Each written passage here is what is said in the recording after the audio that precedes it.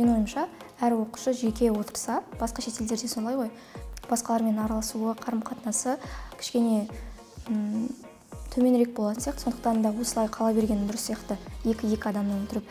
Оның өзі де біраз септігін тигізеді адамдармен араласуға, себебі барлық нәрсе осы партадан басталады. Алғашқы махаббат та, алғашқы достық та барлығы шынымен де осы партадан басталады. Сондықтан да осылай қала берген дұрыс сияқты.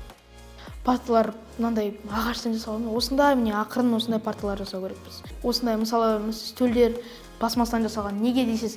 Ағаштан жасалғандар, қазір шындықты айтайын, ұлдардың және де қыздардың киімдері стөлдің шетіне сырылып қалуы мүмкін.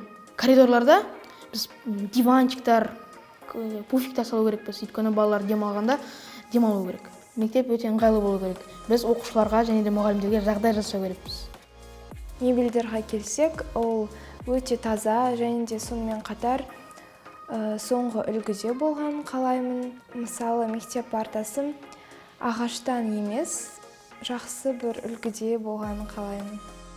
Оқушыларға жайлы болу керек. Себебі, мысалы, ағаш парталар, мен ойымша, олар оқушылардың осанкасын бұзады, ал пластик парталар және орындықтар, олар оқушыларға ыңғайлы, жылжымалы, біріншіден жеңіл, жылжуға мүмкін, және де биік. Бөлек отырған жақсы, бірақ топтық жұмыстарда болған жақсырақ.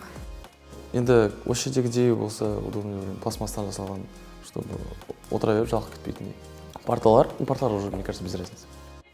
Мен үшін жайлы мектеп орны ғана емес, адам өзін дамытатын жер болсын деп ойлаймын. Мектепке коворкинг орындары көп керек деп ойлаймын. Себебі, мысалы, бір үй тапсырмасын неде орындамай жатады. Немесе проектті бірге орындау керек.